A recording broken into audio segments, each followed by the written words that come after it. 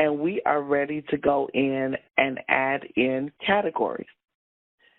Now, with categories, you have to have at least one category in your grade book in order to add in assignments. So at minimum one. You add a category by clicking on the action button here and selecting categories.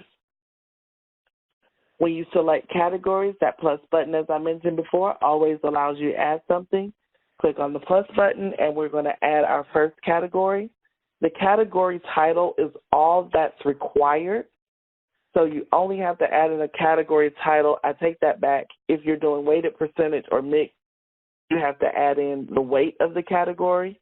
So if classwork is 20%, or let's make this one 30%, then I have to add in my title and my weight, determine which terms this is going to apply to, and if I desire, I can give a description, and so can you. So if this is all classwork,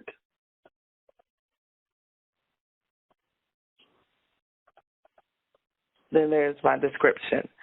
The 2 out of 50, the 35 out of 100 are not grades. They're not pertaining to grades. Those are the character allowances. So it just keeps count of how many characters you are using. 50 characters are allowed for the title. 100 characters are allowed for the description. Once you have finished adding in your category, you click Save, and your category shows up here. If you need to delete it, click on the Delete button to take away the category. But I'm going to add a couple of more so we get a little bit of practice with adding in categories. There's my homework category, 20% of the grade, a description here, and click Save.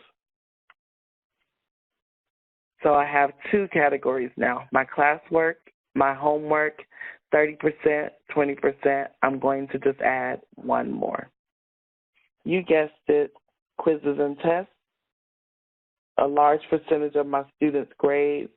There is the 50% of my students' grades here, and the description right here if I wanted to put one. Notice you don't have to put a description. Click Save, and we are done with my categories because my categories equal 100%. So if you are using weighted percentage, if you are using mixed, then you want to make sure your category weights equal 100%. If you are using points, you will not add weights to it. You will just name your categories or just add one category for adding in all of your one category, I should say, for adding in all of your assignments. Once you are done, you click Save, and your categories are there. So there's my classwork, there's my homework, there is my quiz and test category. So we've added categories, and now we can go in and add assignments. So remember this plus button over the assignments? You got it. That's the ticket to adding in your assignments. Here, you're just going to add in the details of your assignment. Once you add an assignment, it's going to populate here and connect to one of three categories that we just created. So let's go in and add in our classwork assignment. We're going to give it a title. Here you don't have to give it a title, but I'm going to. So there's my board work, and my students are adding fractions. It was today's board work assignment, so I'm going to leave it as today.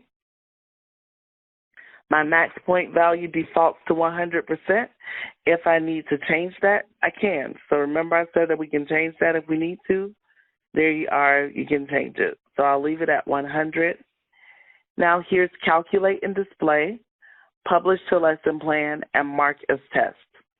With calculate and display, do you want it to calculate? Do you want it to display as a part of the grade book? Why is this significant?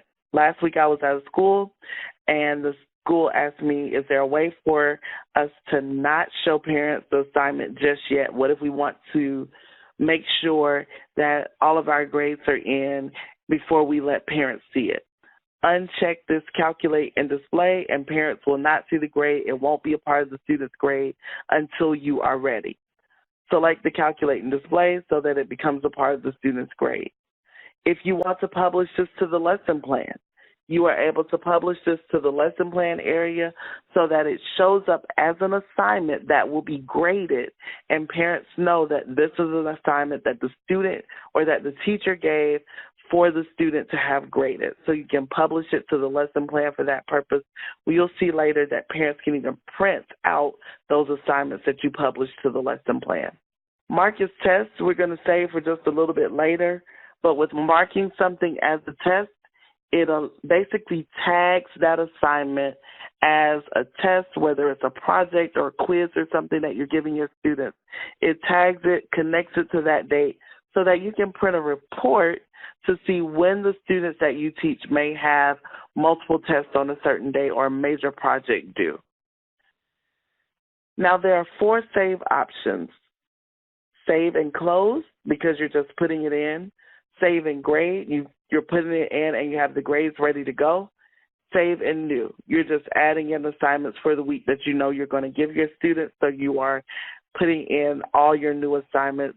You need to do save and new, or just the regular save option to save.